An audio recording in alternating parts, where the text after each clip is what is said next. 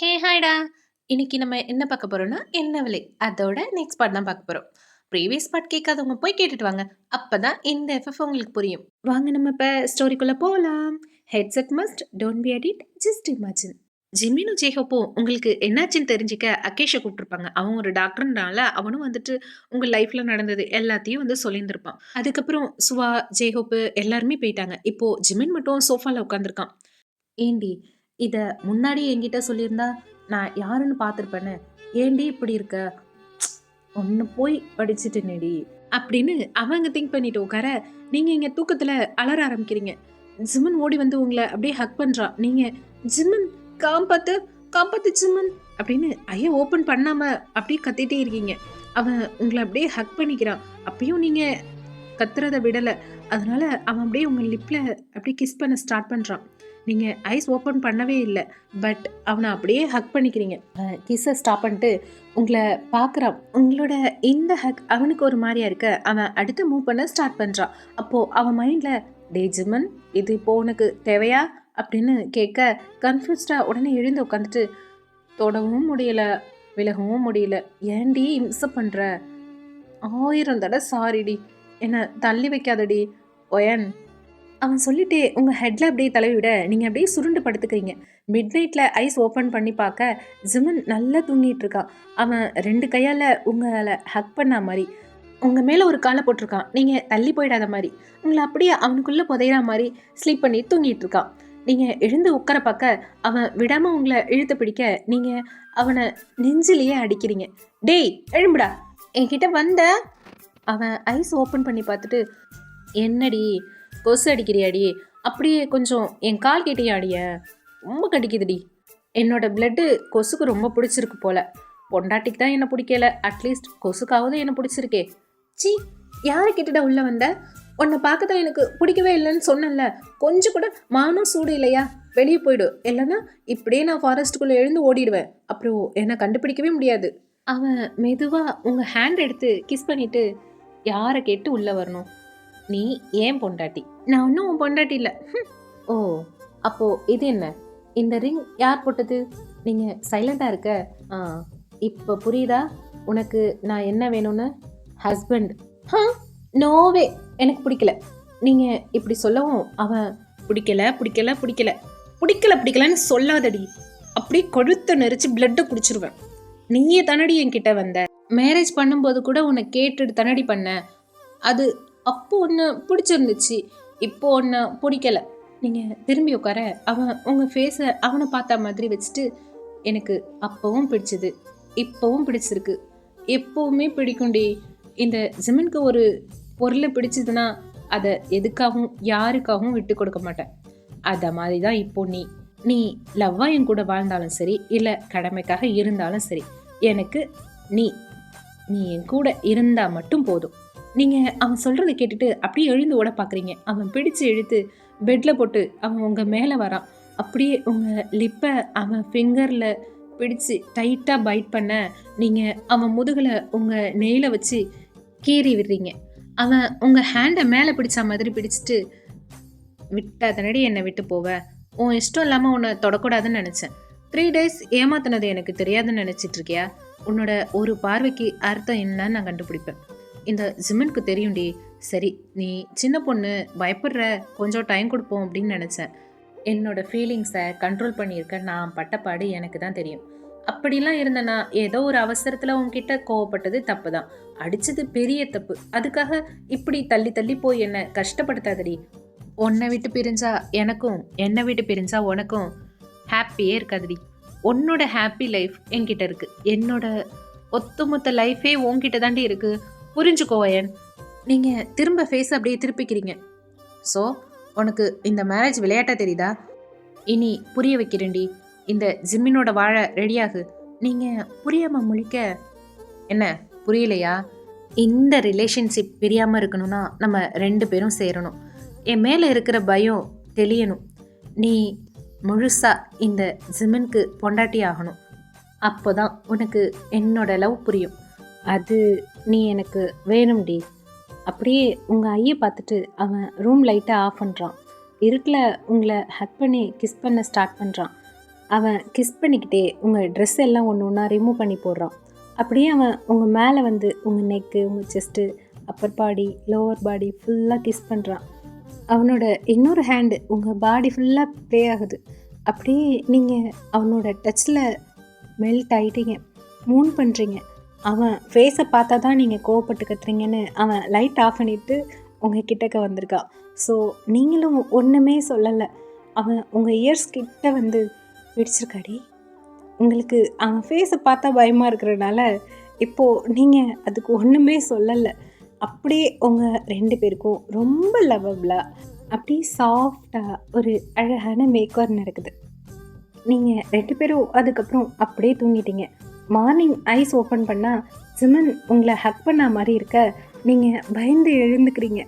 அவன் என்னடி, ஏன் ஏன் சம்மந்தம் இல்லாமல் என்னை தொட்டுட்ட, நீ என்னை ரேப் பண்ணிட்டா, நீ உன்னை எனக்கு சுத்தமாக பிடிக்கல போடா அப்படின்னு சொல்லிட்டு நீங்கள் எழுந்து ரெஸ்ட் ரூம் போய் குளிக்க போகிறீங்க. அவன் இனி ஒன்றுமே செய்ய முடியாது, இந்த மெண்டலோட தான் நம்ம குடும்பம் நடத்தணும் போல் அப்படின்னு அவன் புலம்பிட்டு பெட்டில் படுத்து கிடக்க நீங்கள் ரெஸ்ட் ரூமில் அவனை கெட்ட கெட்ட வார்த்தையில் திட்டிகிட்டு இருக்கீங்க. ஜிமனுக்கு நல்லாவே கேட்குது. அடி பாவி, பச்சை பச்சையாக திட்டுறா, நல்ல வாய் கொழுப்பு பிடிச்சவ, என்னமோ பண்ணு, ஆனால் இது கூட நல்லா தாண்டி இருக்கு அப்படின்னு அவன் அப்படியே திங்க் பண்ணிகிட்டே படுத்துருக்கான். நீங்கள் குளிச்சு முடிச்சுட்டு ஜிமன் இருக்கானான்னு எட்டி பார்க்குறீங்க. அவன் அப்படியே படுத்து தூங்கிட்டு இருக்கான். உங்கள் ட்ரெஸ் எல்லாம் அவனுக்கு கீழே கிடக்கு. நீங்கள் என்ன அடித்து தூக்கிட்டு வந்து குடும்பம் நடத்தினா மட்டும் போதுமா? குளிச்சுட்டு போட ட்ரெஸ் வேணாமா? இவன் மட்டும் பாரு, செட்டாக ட்ரெஸ்ஸு செல்ஃப் நிறைய வச்சுருக்கான். நான் ஆதிவாசி மாதிரி இழைய தலையை கட்டிக்க முடியும்? மூளை இல்லாதவனுக்கு கோவம் மட்டும் பாரு, ரவுடி மாதிரி வருது. இதில் என்னை அடித்து போட்டுட்டு அடிக்கிற கை தான் அணைக்குமா? என்னை ரேப் பண்ணிவிட்டு தூங்கவா செய்கிற? மேரேஜ் பண்ண பாவத்துக்காக உன்னை விடுற, இல்லை போலீஸ்ட்டை பிடிச்சி கொடுத்துருப்பேன். தூங்குறான் பாரு எப்படி. நீங்கள் திட்டிக்கிட்டே டவலோடு வர போலீஸ்கிட்ட என்னடி சொல்லி பிடிச்சி கொடுப்ப? அவன் சொல்லிட்டு உங்களை பார்த்து உங்கள் டவலை பிடிச்சி இழுக்கிறான். நீங்கள் ஜிமன் விடு, தெரியாமல் சொல்லிட்டேன். நீங்கள் டவல் கீழே விழுந்துருன்ட்டு நல்லா இறுக்கி பிடிச்சிட்டே சொல்ல அவன் பார்த்துட்டு அந்த பயம் இருக்கணும், என்னை அணைக்கவும் திட்டவும் உனக்கு மட்டும்தான் உரிமை இருக்குது, அதனால் விடுறேன். அதுவும் ரூமில் மட்டும்தான். வெளியில் ஏதாவது பண்ண என்ன பண்ணுவேன்? அடிப்பியா அப்படின்னு நீங்கள் அப்படியே உங்கள் கண்ணை முழிச்சு கேட்க, ஏய் இப்படி முழிச்சு தொலையாதடி, இனி உன்னை ப்ராமிஸாக அடிக்க மாட்டேன்டி. அப்போ அடித்ததே லைஃப் லாங் மறக்காது, இதில் நீ இன்னொரு வாட்டி வேறு அடிப்பியா? கையை உடைச்சு அடுப்பில் வச்சுருவேன் பார்த்துக்கோ அப்படின்னு அவன், என்னது இந்த வர இருடி அப்படின்னு சொல்லிட்டு அவன் எழுந்து ஓடி வர நீங்கள் குடுகுடுன்னு ஓடி போய் திரும்ப ரெஸ்ட் ரூம்குள்ளேயே போகிறீங்க. இங்கே பாரு ஒயன், தள்ளி போகாத, அதுதான் எனக்கு கோவம் வருது. இது மாதிரி சண்டை போடணுமா போடு, ஆனால் பயந்து ஓடாத. நீங்கள் ரெஸ்ட் ரூம் டோரை ஓப்பன் பண்ணிட்டு லைட்டாக உங்கள் தலையை மட்டும் வெளில நீட்டிட்டு, உன்னை பார்த்தா ராட்சசம் மாதிரி இருக்குது, அதான் எனக்கு பயமாக இருக்குது. ஏய் எனக்கு என்ன 4 கை 8 தலையாடி இருக்குது, பார்த்து பயப்பட. நானும் மனுஷன் தாண்டி, ஆனால் எல்லாரையும் விட கோவமாக கொஞ்சம் அதிகம் வரும். இனிமே அதையும் கம்மி பண்ணிக்கிறேன் போதுமா? இப்போது வெளியே வாடி, என்கிட்ட முன்ன மாதிரி இரு, உன் மனசில் பட்டதெல்லாம் பேசு, அதான் எனக்கு வேணும். அதை பார்த்து தாண்டி எனக்கு உன் மேலே லவ்வே வந்துச்சு. நீங்கள் அப்போவும் வெளியில் வரல. சரி, அப்போ நான் உன்னை மட்டும் இந்த ஃபாரஸ்ட்லேயே விட்டுட்டு நாங்கள் எல்லாரும் போயிடுவோம். நீங்கள் குடுகுடுன்னு ஓடி வந்து அவன் இடுப்பில் ஏறிக்கிட்டீங்க. போயிடாத ரஜமன், இங்கே சிங்கம் புலி சவுண்டெல்லாம் எனக்கு நைட்டு கேட்டுச்சு தெரியுமா? யார் உனக்கு நைட்டு கேட்டுச்சு? நான் உன் மேலே விழுந்து புரண்டதே உனக்கு தெரியாது. இதில் காலையில் நான் ரேப் பண்ணிட்டேன்னு என்கிட்டே நீ பஞ்சாயத்துக்கு வர, இதில் உனக்கு சிங்கம் புலி சவுண்டு வேற கேட்டுச்சா? இதை நான் நம்பணும். அவன் அப்படியே பேசிக்கிட்டு உங்களை பக்கத்தில் இருக்கிற டேபிளில் உட்கார வச்சுட்டு அவனோட ஷர்ட்டை ஒன்று எடுத்துகிட்டு வந்து உங்களுக்கு போட வரான். அவன் உங்கள் கிட்டக்க வரப்ப நீங்கள் அப்படியே பயப்படுறீங்க. ஏய் நைட்டு நல்லா தானடி இருந்த, ஏண்டி இப்படி உயிரை வாங்குற? நீ இப்படி கத்தி பேசாத, எனக்கு பயமாக இருக்குது. நான் தனியாகவே இருந்துக்கிறேன், நீ வேணாம். நீ என்னை விட்டாலும் நான் உன்னை விட மாட்டேன். இங்கே பாரு, உன்னோட ஃப்ரெண்டு உனக்கு வேணுமா வேணாமா? அவன் சொல்லவும் நீங்கள் உங்கள் ஃப்ரெண்டு மினியை நினச்சி அப்படியே சேட் ஆகிட்டீங்க. பாவம், அவளை கடத்தி வச்சுருக்காங்க, எங்கே இருக்கான்னு கூட தெரியல. எனக்கு அவளையும் காப்பாற்ற தெரியல, என்னையும் காப்பாற்ற தெரியல. நீ என்ன இங்கே கஷ்டப்படுத்துகிற, அவளை அங்கே யார் கஷ்டப்படுத்துகிறாங்கன்னு தெரியல. நானாவது தைரியமான பொண்ணு, ஆனால் அவள் ரொம்ப பாவம், பயந்த பொண்ணு. நீ தைரியமான பொண்ணு, அதை மட்டும் வெளியில் சொல்லிடாத. நான் கூட உன்னை பார்க்குறப்ப நீ குடிச்சிட்டு ரெகுலர் பண்ண பார்த்தியா, உன்னை பெரிய அப்பாட்டாக்கர் தான் நினச்சேன். இப்போ தான் தெரியுது, நீ ஒரு சவுண்டுக்கே அரண்டு ஓடுற. ஒரு அடி அடித்ததுக்கு என் பக்கத்துலேயே வரமாட்ற. ஆனாலும் உன்னை தாண்டி எனக்கு பிடிச்சிருக்கு. இந்த ஒரு ரீசனுக்காக தான் என் லைஃப்பில் இதுவரை பண்ணாத ஒன்றை பண்ணிகிட்ருக்கேன். நீங்கள் அப்படியே கன்ஃபியூஸ்டா என்னத்தை அப்படின்னு அவனை பார்க்க அவன் அதான் என் கோவத்தை கண்ட்ரோல் பண்ணிகிட்டு இருக்கேன்.